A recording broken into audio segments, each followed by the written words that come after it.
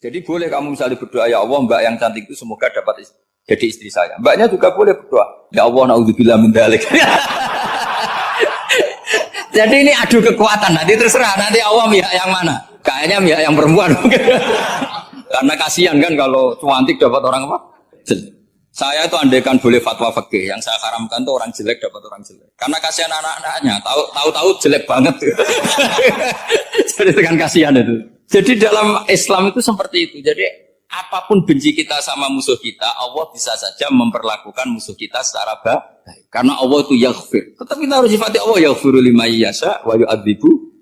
Jangan karena kita benci seseorang seakan-akan Allah sama dia pasti menyek. Itu yang dicontohkan Allah kepada Rasulnya, itu beliau tidak cocok sama Wahsy, malah Wahsy dikasih petunjuk. Makanya terus ada ayat apa? Laisa laka minal amri syai'un aw yatuba alaihim aw yu'adzib. Muhammad, tidak wilayah kamu, saya menentukan mengadab atau mengam. Makanya rata-rata kiai ulama itu halim. Orang halim itu rileks. Lainal janib, tidak gampang menvonis orang lain. Biar Allah tetap dengan sifatnya yaf'alu ma yasha, bahwa Allah bisa melakukan apa saja. Soal kamu benci sama seorang, benci saja atas nama kamu. Jangan nyatut-nyatut Allah. Misalnya kamu cinta seseorang, wah ini yang calon presiden ini harus jadi presiden. Ternyata Allah menghendaki jadi menteri, mau apa? Ya Allah ya falu maya mau apa coba? Yang kiai atau Pak On, DPAI, pantasnya kan menteri agama itu Pak On. Tapi kalau Pak yang takdir gitu mau apa ya sudah, Allah ya falu santai. Itu rileksnya ahlul ilmi, ya sudah santai saja. Ini negaranya Allah, ini kerajaan Allah, ini buminya Allah, ya Allah biarin ya falu. Mas, jadi Tuhan Allah kamu yang repot. Jadi Tuhan itu Allah kamu yang repot. Ya Allah biar tetap ya falu mayasa. Allah boleh ya firli mayasa, ya atibu mayasa. Ketika Futuhat Syam dulu itu dikuasai tentara Romawi. Era Sayyidina Umar Futuhat. Yerusalem dikuasai tentara Islam. Itu awal Sayyidina siapa? Umar radhiyallahu anhu. Ketika Futuhat mau ada pesta besar-besaran. Tapi Umar menolak. Ketika menolak, kenapa Anda menolak? Beliau hanya baca ayat Innallaha ta'ala ayyara qauman faqala adhabtum thayyibatikum fi hayatikumud dunya. Allah itu mengkritik satu komunitas kaum yang zaman di dunia menghabiskan semua kenikmatan. Maka kita tidak perlu syukuran besar-besaran. Jangan-jangan jatah kita di akhirat kita habiskan di dunia. Itu adhabtum thayyibatikum fi hayatikumud. Semudah itu. Semudah itu ulama. Rasulullah pernah dahar, pernah makan. Makan karena 3 hari gak makan, cara di Indonesia gak makan nasi, gak makan daging, sudah lama sekali. 3 hari Nabi itu hanya makan kurma dan air putih. Pernah Nabi gak makan roti sampai 3 hari. Kalau Indonesia mungkin gak makan nasi. Di hari ketiga, ada sahabat yang berbaik hati, Nabi disembelihkan kambing, dipotongkan kambing, Nabi disuruh dahar. Itu baru dahar setengah piring, Nabi berhenti. Ketika ditanya, setengah piring itu kan sudah kuat untuk sholat, untuk apa sudah kuat. Ditanya, ya Rasulullah kenapa berhenti? Bukankah engkau tidak makan ini 3 hari? Nabi menjawab, walatus alumna yawma idzin anin naim. Semua nikmat yang saya rasakan nanti ada pertanggungjawabannya. Makanya saya tidak ingin banyak-banyak. Wah itu kalau diterapkan di sini enggak populer. Makanya saya tahu gayanya ngaji Quran itu enggak siap dengan konsep-konsep Quran ini. Jadi segampang itu orang dulu. Nah karena apa ya itu tadi? Mereka tahu asbabun nuzul. Quran itu diturunkan dalam konteks apa? Lafat ini arahnya kayak apa? Mutlak muqayyadnya kayak apa? Muhkam mutasabihnya kayak apa? Nasah mansuhnya kayak apa?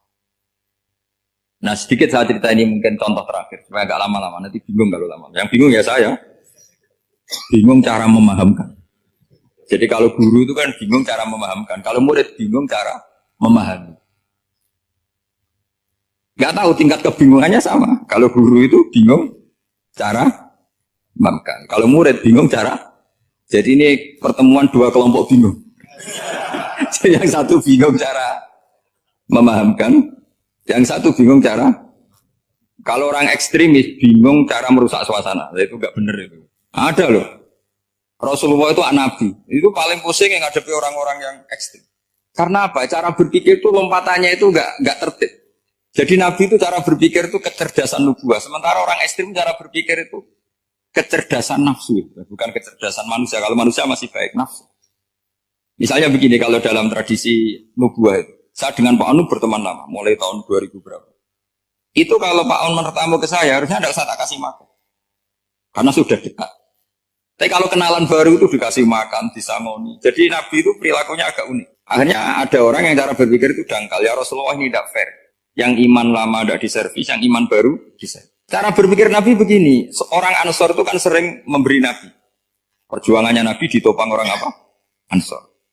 Donatur lah, kira-kira orang Ansor itu donatur. Donatur itu keren. Karena donatur itu artinya al-yadul ulya khairum minal yadis. Sehingga ketika Nabi sudah menguasai negara, menguasai Mekah Medina, sudah futuhat, itu orang Ansor tetap gak diservis. Yang diservis Nabi itu orang-orang baru masuk Islam, disebut wal mu'allafati qulubuhum atau Islam mu'allaf. Ada 1-2 orang yang protes, tentu yang gak pinter. Bukan protes pasti tidak pinter. Wong eskal-eskalnya sendiri, otaknya gak sampai-sampainya sendiri, orang lain disuruh jawab. Makanya di sini tidak ada tanya jawab. Nanti eskal-eskal kamu sendiri, bingung-bingung kamu sendiri. Saya disuruh jawab. Berarti Gus Pak nggak mau ditanya. Ya memang nggak mau karena nanti jawab sendiri aja. Nanti pinter sendiri. Kapan-kapan pinter sendiri. Akhirnya tanya begini. Cara tanya gini. Ya Rasulullah, ini nggak fair. Orang sudah Islam lama setelah negara terbuka milik Anda, setelah kita menang, setelah kita menguasai negara, tidak kamu servis. Sementara yang baru Islam kamu, Nabi itu bertanya senyum-senyum, rileks saja. Lama-lama tambah ekstrim pertanyaan. Kata Umar, ya Rasulullah saya beri izin untuk membunuh orang ini. Umar itu pikirannya karena mangkel Nabi. Nabi jangan. Kalau kamu bunuh nanti apa kata orang banyak? Inna Muhammad dan yaktulu ashabah. Dikira Muhammad membunuh sahabatnya sendiri. Nabi masih mendengar. Komplainnya masih mendengar. Lama-lama Nabi memberi penjelasan. Kamu ini orang Ansor. Kamu biasa memberi saya, memberi dana perjuangan. Memberi itu hebat. Saya tidak ingin menurunkan grade Anda, grade sebagai pemberi, berarti kelasnya elit, sekarang menjadi penerima. Itu tidak bagus. Itu betapa Rasul ini namanya kecerdasan nubuah. Kalau orang biasa memberi, biar memberi saja. Supaya dia tetap heroik, tetap patriotik, tetap keren, karena mentalnya Jangan sampai dari mental memberi, kemudian mentalnya peminta. Jadi kalau Pak On jadi tim suksesnya Pak Jokowi, itu ya tidak minta-minta. Kalau dulu kampanye, ya kampanye saja. Biar memberi terus gak pernah minta, meskipun akhirnya ya gelong. Tapi Nabi dulu tidak gitu. Jadi orang Ansor itu gak pernah diservis. Padahal jasanya kayak gitu. Supaya kelasnya tetap kelas elit, yaitu pemberi, penanggung jawab. Nabi gak ingin orang Ansor turun grade menjadi penerima. Orang-orang yang cerdas nubuah menerima konsep Nabi seperti itu. Tanya sama Pak On, saya dadani terjemahan UI itu puluhan tahun sama Pak. Itu beliau ke kontrakan saya ke rumah beliau. Tidak pernah berharap apa. Saya sangat tertutup. Bukan apa-apa ya, kalau ingin memberi saja. Kontribusi saya pada Al-Quran. Saya tidak kepikiran mendapat.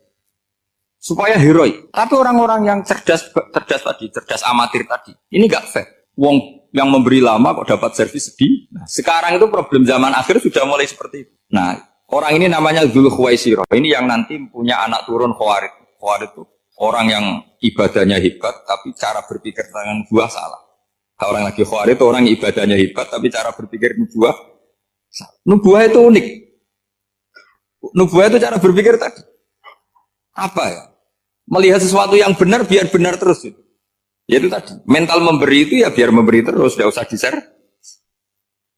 Maka ketika Abu Bakar jadi Khalifatul Rasulullah, itu ada sistem kepegawaian. Itu gajinya Umar yang sudah Islam lama, gajinya Abu Bakar yang sudah Islam lama. Itu sama Abu Sufyan sama, padahal Islamnya Abu Sufyan baru setelah Fatih Mekah, kira-kira baru setahun. Terus diprotes sama orang-orang, ini Islam lama kok gajinya sama Islam yang baru setahun kok sama. Kata Abu Bakar, fadhailuhum indallah, mereka punya kelebihan Islam lama itu indallah, nanti balasannya biar surga. Kalau di dunia sesuai profesinya. Artinya profesi kalau penjaga kantor ya berapa, kalau dosen berapa, pokoknya ya sudah. Dan itu diterima oleh sahabat. Semuanya nerima konsep itu. Era Umar agak dibalik. Abu Sufyan kira-kira gajinya 1 juta. Yang lainnya yang menangi Nabi mulai awal gajinya 10 juta. Ditanya, ya Umar kenapa ini jadi rubah seperti kebijakan Abu Bakar, tidak seperti Abu Bakar. Jawabnya Umar lucu. Fawwala usawwi baina man qatala Rasulullah wa baina man qatala ma'a Rasulillah. Demi Allah saya tidak akan pernah menyamakan orang yang dulu merangi Rasulullah yaitu Abu Sufyan dengan orang yang selawase dari Rasulullah yaitu Sayyidina Ali dan sebagainya. Ini penting. Artinya ketika gajinya orang saya seperti Ali radhiyallahu anhu Itu tinggi itu bukan karena lamanya Islam, tapi karena lamanya iman. Jadi mulai dulu istihad itu ada, dan dulu dia biasa saja.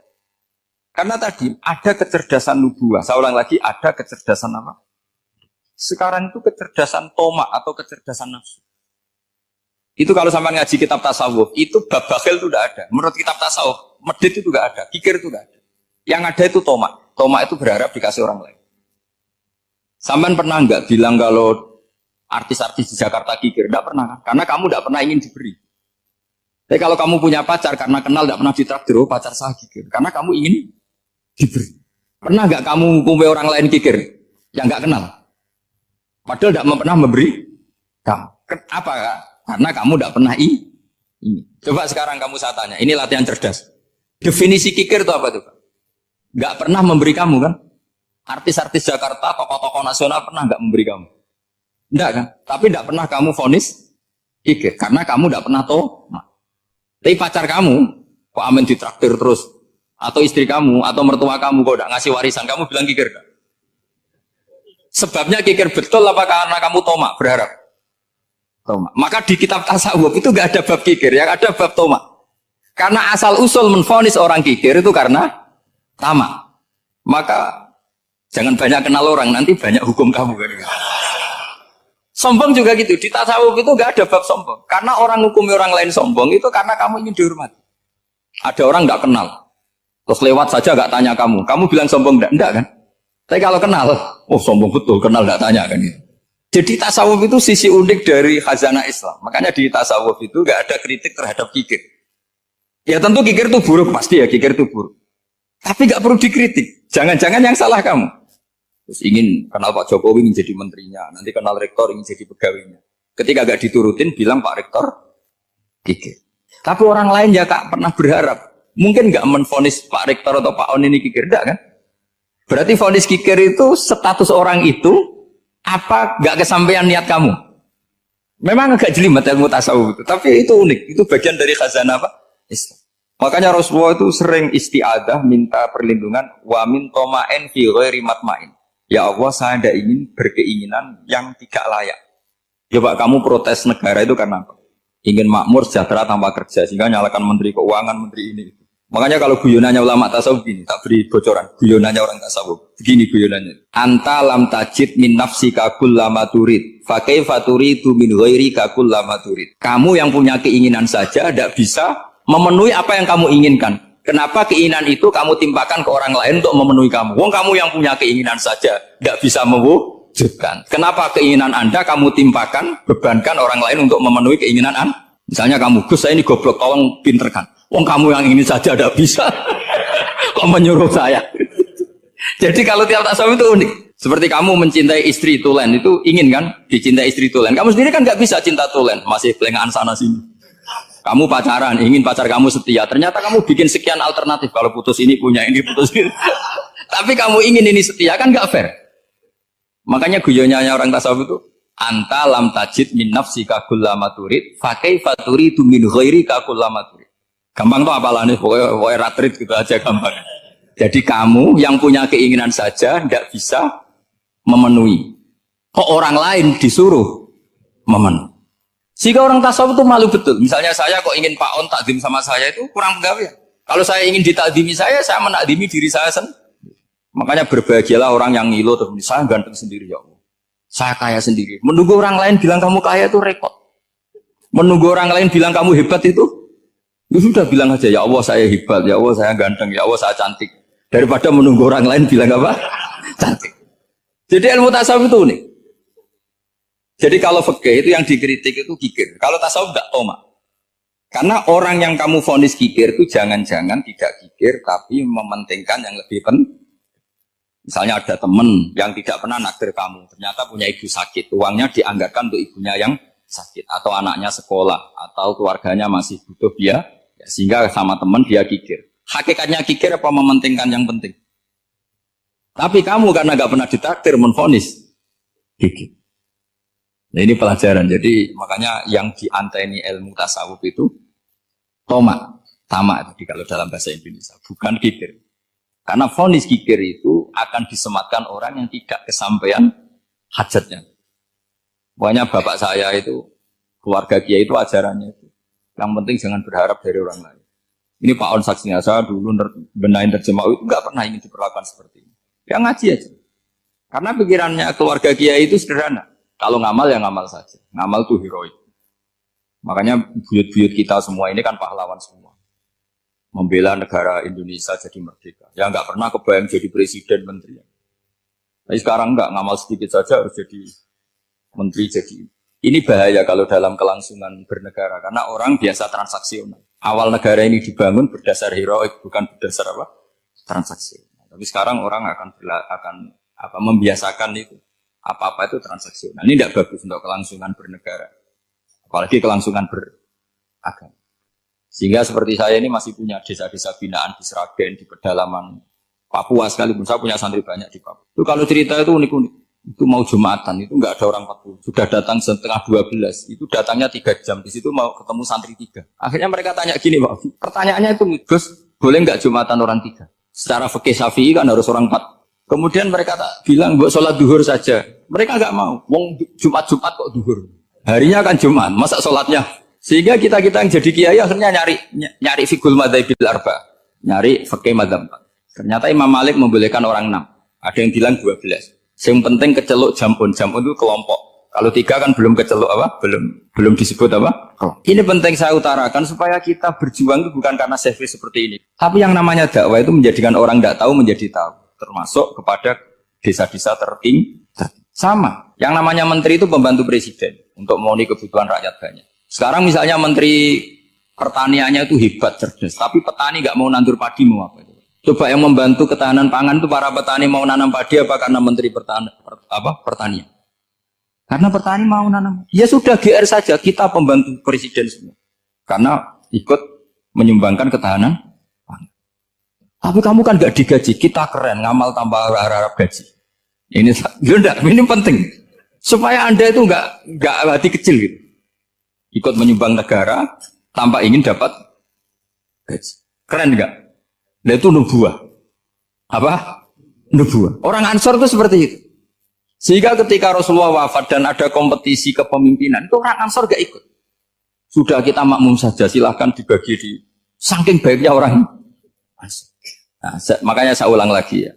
Kecerdasan nubuah ini yang gak difahami orang Khawarij. Orang Khawarij cara berpikir yang kerja banyak harus dapat banyak. Sementara kecerdasan nubuah enggak. Yang biasa memberi, terus memberi saja, biar derajatnya tetap al-yadul ulya. Bismillahirrahmanirrahim. Ini saya baca supaya dapat berkahnya ulama-ulama dulu. Karena ini dikarang oleh ulama yang dipakai rujukan seluruh dunia. Begini, qala Ibnu Taimiyah, ma'rifatu sababin nuzuli yu'inu ala fahmil ayat. Jadi mengenali asbabin nuzul itu membantu memahami secara benar ayat itu. Karena tadi kalau ayat itu dipotong, itu maknanya bisa kacau kayak tadi famastam ta'tum bihi minhunna fa'atuhunna ujurun. Kalau diterjemah itu kan mendukung kawin mut'ah. Kalau terjemahnya saja perempuan siapa saja yang pernah kamu nikmati, yang penting kamu bayar. Itu kan aliran sesat dan menyesatkan. Itu konteks asbabun nuzul tidak seperti itu. Perempuan yang sudah menjadi istri kamu, seolah lagi perempuan yang sudah menjadi istri kamu, jika sudah kamu hubungan intim, maka maharnya harus dibayar penuh. Tapi kalau belum hubungan intim, maharnya hanya wajib separuh. Fanisfu ma faradtum illa ayafuna aw ya'fu alladhi biyadihi uqdatun nikah. Tapi tadi kalau di Indonesia gimana Gus? Ya itu yang repotnya. Maharnya itu tadi mau kena atasan dan apa? Bawahan. Wah kacau kalau di Indonesia. Sehingga kita bingung kalau dalam logika Arab kan gitu. Bayangannya kalau cerai, kata Allah, fala ta'khudhu minhu syai'an. Harta yang sudah kamu berikan ke istri jangan diambil lagi. Sampai dilarang ngambil tuh karena jumlahnya banyak sehingga kepikiran ngambil. Kalau di Jawa nggak usah dilarang, sudah tidak akan ngambil karena rukuhnya sudah lulus. Itu susahnya baca Quran di Jawa ya. Karena dari awal maharnya terlalu apa? Kecil. Terus beliau Imam Suyuti termasuk di sini menyontohkan yang pasti salah kalau difahami yaitu tadi ayat apa itu Fa'ina matuwalu fastamma napa wajib. Jadi beliau terus meringatkan betapa pentingnya mengenali asbabin nuzul. Karena asbabin nuzul itu gampang. Saya ulang lagi, asbabin nuzul itu gampang. Gampangnya begini ya, kan ada satu peristiwa. Misalnya begini, Rasulullah itu kan mengkritik penuhanan Lata dan Uzza, berhala-berhala itu dituhankan, dikritik sama Rasulullah. Kemudian mereka begini, karena mereka biasa personifikasi Tuhan. Muhammad, kalau Tuhan itu tidak Lata Uzza dan itu terbuat dari batu, lalu Tuhan Anda itu dari apa? Amin fiddotin audabin, lalu Tuhan Anda ini dari emas apa dari perak? Karena mereka nggak bisa membayangkan Tuhan tanpa dipersonifikasi. Terus Allah menurunkan qul huwallahu ahad, Allahus somad, lam yalid wa lam yulad wa lam yakul lahu kufuwan. Karena otaknya mereka sudah begitu, yang namanya Tuhan itu harus dipersonifikasi. Makanya saya kemarin di Korea seminggu, cerita yang paling unik gini Pak On, ada bos Islam, ada bosnya TKI yang baik. Mereka mengizinkan pekerjanya sholat. Bareng sholat tuh diingeti ke atas, ke bawah, kok gak ada arcanya. Sehingga setelah sholat dibilang, apa saya berikan berhala sekalipun? Karena gak kebayang, ada orang sholat kok tanpa berhala, tanpa Tuhan. Yang kamu sembah itu mana? Kok gak ada? Apa tak belikan? Jadi unik. Nah teman saya yang satu unik lagi. Dia termasuk pegawai Garuda. Yang derekno saya ke Korea itu orang pegawai Garuda. Dia karena orang kaya biasa ke Eropa kemana-mana. Singkat cerita dia sholat di mall. Karena nganggep Korea itu sudah negara maju kayak Eropa. Setelah sholat di mall pas asar itu. Security-nya nelpon polisi. Pak polisi di sini ada ritual teroris. Jadi kalau menamakan sholat itu ritual. Jadi artinya apa? Ritual-ritual yang kita lakukan itu macam-macam cara pandang. Orang ateis itu kan Cina, kan Korea itu kan ya Cina lah, Korea, Jepang, RRC itu kan sipit. Itu ya yang namanya ibadah, sembahyang harus ada patungnya atau ada arcanya atau ada benda-benda. Orang Islam kan nggak ada sama. Makanya mereka itu kok bisa? Problemnya kita, saya ulang lagi, ini problemnya. Problemnya kalau ada itu ya repot. Begini misalnya, ini masih tentang asbabun nuzul. Ini contoh terakhir, tentang masih asbabun nuzul. Umar radhiyallahu anhu, sahabat Umar itu kalau mencium Hajar Aswad itu sambil gedumel. Tidak berdoa, tapi gedumel. Masyhur. Itu ada di Bukhari. Alim tu annaka hajarun la tadurru wa la tanfa. Walau la anni ra'aitu Rasulullah wa qabbalaka ma qabbaltuka. Saya tahu loh. Nyium Hajar Aswad dicium, tapi sambil gedumel. Saya tahu loh, kamu hanya batu, gak mandoroti, gak manfaati. Kamu jangan GR, saya cium itu jangan GR. Kalau saja saya tidak melihat Rasulullah mencium kamu, maka saya ada sudi nyium kamu. Dah gitu aja. Terus itu tiap nyium Hajar Aswad, itu tidak doa. Kalau kamu kan gak minta kaya, minta macam-macam. Kalau Umar malah gedumel. Nah kenapa demikian? Itu ada asbabun nuzulnya. Umar itu saksi sejarah. Ketika Rasulullah Fathi Mekah, Nabi kan tawaf terus mencium Hajar, itu di belakang masih banyak orang kafir. Kebetulan Umar masih di sana. Sudah Islam Umar, tapi dia di belakang. Dengar orang-orang kafir, Muhammad itu tua aneh. Katanya melarang nyembah batu. Ternyata dia nyembah batu. Jadi Nabi nyium Hajar Aswad itu dikira nyembah. Katanya ngelarang nyembah batu, tapi dia kok nyembah batu. Karena Nabi mencium Hajar Aswad. Nah karena untuk menghilangkan stigmasi itu, Umar tiap nyium Hajar Aswad itu ngomong gitu. Ada kan ada sound system, mungkin jadi sound system supaya jelas bahwa penciuman ini bukan karena menyembah. Artinya mudah sekali kenapa Umar ngomong gitu, karena asbabun nuzulnya seperti itu. Coba kalau kamu tidak tahu asbabun nuzul, Umar maksudnya gimana? Gak doa, gak apa kok malah ngomong gitu kan? Tapi kalau kamu tahu asbabun nuzul Umar itu yang mendengar komentar orang sama ketika kita tawaf itu kan 3 pertama kan kita lari-lari kecil. Itu ceritanya juga gitu. Rasulullah itu hidup di Medina, terus diterkenalkan miskin. Medina itu kota wabak, kota penyakit, endemik. Dulu Medina, Yasrib itu kota endemik. Sehingga kata orang kafir-kafir Mekah, yaji uliha dalbet kaumun kot wahanat huma Yasrib. Nanti akan datang satu komunitas kaum yang sudah lemas karena kena penyakit apa? TBC dari apa? Yasrib. Nabi dengar itu, makanya terus bilang ke para sahabat, tunjukkan kalau kamu kuat dengan cara lari 3 kali. Terus pakai pakaian yang kelihatan maco, yaitu yang dipakai lelaki-lelaki. Bahunya dikelihat. Nah, setelah Rasulullah wafat, Umar menggantikan beliau setelah Abu Bakar. Umar bilang gini, sebetulnya tawaf seperti ini, yaitu lari pertama, 3 putaran pertama lari, dan memperlihatkan pundak seakan-akan orang maco, itu sudah agak perlu. Karena alasan itu sudah ada. Tapi ini tinggalan Rasulullah, maka jangan rubah ya tetap seperti ini. Akhirnya meskipun sudah tidak ada alasan tadi menjawab stigmasi orang kafir, tetap tawaf seperti itu. Jadi memang agama itu unik. Kadang kita harus tahu alasannya, tapi alasan itu kalau menjadi mahatul hukmi, pijakan hukum sah. Misalnya kamu terus bilang gini, ya berarti tawaf sekarang bebas, gak perlu seperti itu. Kan alasan itu sudah ada. Nah di sini pentingnya riwayat. Riwayat itu begini, logikanya sudah nggak ada, tapi kaifiah itu, cara itu masih kita terus. Dan itu memang, saya ulang lagi, harus tahu asbabun nuzul. Saya beri contoh ya misalnya, wa idza darabtum fil ardi falaysa 'alaikum junahun an taqsuru minas shalah. Terus ayat di mana? In khiftum ayyaftinakumul ladzina kafaru. Jika kamu pergi dalam keadaan takut ditangkap orang kafir atau takut diculik orang kafir, maka kamu boleh mengqasar salat. Itu jelas ada ayat in khiftum ayyaftinakumul ladzina kafaru. Jika kamu takut diculik orang kafir. Sehingga ketika Ba'da Fathi Mekah, setelah Mekah dikuasai Islam, Umar tanya, ya Rasulullah, kenapa engkau masih sholat qasar? Bukankah kita sudah aman? Waqad qala ta'ala in khiftum ayyaftinakumul ladzina kafaru. Allah ngendikan boleh mengqasar itu kalau dalam kondisi takut. Waqad kunna fi amrin, sekarang kita sudah aman. Jawabannya Rasulullah itu unik. Ya Umar, hadihi shadaqatun faqbalu shadaqah. Ini sedekahnya Allah, bonus, sudah terima aja, enggak usah catatan-catatan gitu. Sehingga era Umar ya ada lagi yang tanya Umar begitu. Terus kata Umar, sa'altu dzalika Rasulullah sallallahu alaihi wasallam faqala hadhihi shadaqatu wa faqbalu shadaqah. Sudah ini bonus dari Allah, terima saja. Ini kan unik. Padahal kalau secara disiplin ilmu kan begini. Kamu boleh mengqasar salat kalau dalam bepergian dan dalam keadaan takut. Logika hukumnya kalau tidak takut tidak usah. Sama seperti begini.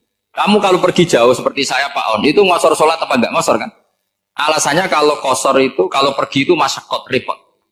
Sekarang pergi kita pakai Alphard, pakai Innova, bawa uang, disupirin, itu masyakot enggak? Enggak kan? Tetap boleh jamaah enggak? Boleh. Sebenarnya kamu jamaah itu karena pengetahuan hukum apa karena enak jamaah? Kalau alasannya masyakot, kan sekarang sudah ada, enggak repot. Ya sudah pakai hadis tadi, ini hadiah, terima saja. Jadi makanya agama itu riwayat. Tapi ada saja ulama yang agak balik loh. Agak balik gini, banyak juga ulama misalnya duwe gawe, ibunya sakit terus ribet jamak sholat. Kenapa? Ribet ngurmat ibu. Makanya ada saja kiai yang duwe gawe mantu itu terus jamak sholat, tapi jangan ikuti. Tapi ada saja karena alasannya jamak itu karena apa? Ribet. Ya ada saja, tapi ya jangan ditiru. Cuma saya ini cerita analisis hukum itu memang agak-agak unik. Jadi tadi kadang Nabi itu ditanya, ya Rasulullah, kita dulu boleh jamak qasar ini kan karena in khiftum ayyaftinakumul ladzina kafaru, takut diancam orang kafir. Sekarang aman, kenapa tetap jamak? Jawabannya Nabi, ini hadiah, terima saja. Ya ada sahabat yang bantah, kenapa Nabi? Allah itu zat yang baik, kalau sudah ngaji bonus nggak pernah ditarik lagi. Makanya Nabi kalau berdoa itu unik. Ya, siapa yang disiksa di dunia karena dosanya, fawahu akramu min ayyus sanniya uqubatahu fil akhir. Kalau ada orang salah kok di dunia sudah dikasih sanksi, Allah itu lebih mulia untuk mengulang nanti di akhirat. Akram itu Allah terlalu mulia, maksudnya orang kepikiran wis males ya selesai, tidak akan kalau sampean kan enggak, masih ingin lagi. Jadi itu cara berpikir nubuah. Jadi berpikir nubuah itu beda. Ada orang pas sujud diinjek sama orang fasik, diinjek. Kemudian si yang sujud tadi, wawah la yaghfiru wa laka, demi Allah tidak akan ngampuni kamu. Itu langsung Allah memberi wahyu sama Nabi di zaman itu. Bilangin yang sejak sujud itu, dia harus minta maaf sama saya, kata Allah. Mangdzalladzi yata'alla ala fulan. Dia bersumpah bahwa Allah tidak akan memaafkan orang, itu harus diralat. Nabinya iskal, kenapa ya Allah? Yang Tuhan itu saya ini punya sifat dua, bisa menyiksa dan bisa memaafkan. Kenapa dia milih sifat saya satu tidak memaafkan? Akhirnya apa? Orang yang injek tadi sama Allah dikasih tobat dan jadi orang soleh. Jadi itu Makanya kamu nggak boleh jadi orang ekstrim nyifati Allahnya satu. Nggak boleh. Allah tetap bisa yaghfiru liman yasha wa yu'adzibu may yasha. Sifatnya Allah dua ya tetap dua. Nggak boleh kamu pilih satu. Misalnya kamu kan biasanya gini, yang ghafur untuk kamu, yang sadidul uqab untuk orang lain. Mesti kelakuannya sama kan begitu. Nggak boleh seperti itu. Rasulullah kayak apa bencinya sama Wahsy? Karena Wahsy itu qatilul Hamzah. Yang membunuh Sayyid Hamzah siapa? Itu bencinya bukan main Rasulullah. Sampai maksud-maksud Wahsy. Tapi sama Allah malah diturunkan ayat laisa laka minal amri syai'un aw yatuba alaihim aw yu'adzib. Muhammad, meskipun kamu kekasih saya itu tidak wilayah kamu, maafkan atau enggak, terserah saya kata Allah. Ternyata betul, malah Wahsy dikasih tobat. Nah sekarang enggak, orang itu nyifati Allah sama orang lain sadidul iqab, kalau sama dirinya enggak boleh seperti itu. Allah ya sifatnya tetap. Jadi boleh kamu misalnya berdoa, ya Allah mbak yang cantik itu semoga dapat jadi istri saya. Mbaknya juga boleh berdoa, ya Allah naudzubillah min dzalik. Jadi ini adu kekuatan, nanti terserah, nanti Allah pihak yang mana? Kayaknya pihak yang perempuan. Karena kasihan kan kalau cantik dapat orang apa? Jelek. Saya itu andaikan boleh fatwa fikih, yang saya haramkan tuh orang jelek dapat orang jelek. Karena kasihan anak-anaknya, tahu-tahu jelek banget. Jadi kan kasihan itu. Jadi dalam Islam itu seperti itu. Jadi apapun benci kita sama musuh kita, Allah bisa saja memperlakukan musuh kita secara baik. Karena Allah itu yaghfir. Tetap kita harus sifati Allah yaghfiru liman yasha wa yu'adzibu. Jangan karena kita benci seseorang seakan-akan Allah sama dia pasti menyek. Itu yang dicontohkan Allah kepada Rasulnya, itu beliau tidak cocok sama Wahsy, malah Wahsy dikasih petunjuk. Makanya terus ada ayat apa laisa laka minal amri syai'un aw yatuba alaihim aw yu'adzib. Muhammad, tidak wilayah kamu saya menentukan mengadab atau mengam. Makanya rata-rata kiai ulama itu halim. Orang halim itu rileks. Lainal janib, tidak gampang menvonis orang lain. Biar Allah tetap dengan sifatnya yaf'alu ma yasha, bahwa Allah bisa melakukan apa saja. Soal kamu benci sama seorang, benci saja atas nama kamu. Jangan nyatut-nyatut Allah. Misalnya kamu cinta seseorang, wah ini yang calon presiden ini harus jadi presiden. Ternyata Allah menghendaki jadi menteri, mau apa? Ya Allah ya falu maya sak mau apa coba? Yang kiai atau Pak On, DPAI, pantasnya kan menteri agama itu Pak On. Tapi kalau Pak yang takdir gitu mau apa ya sudah, Allah ya falu santai. Itu rileksnya ahlul ilmi, ya sudah santai saja. Ini negaranya Allah, ini kerajaan Allah, ini buminya Allah, ya Allah biarin ya falu. Mas, jadi Tuhan Allah kamu yang repot. Jadi Tuhan itu Allah kamu yang repot. Ya Allah biar tetap ya falu. Mayasa Allah boleh yaghfir liman yasha wa yu'adzibu may yasha.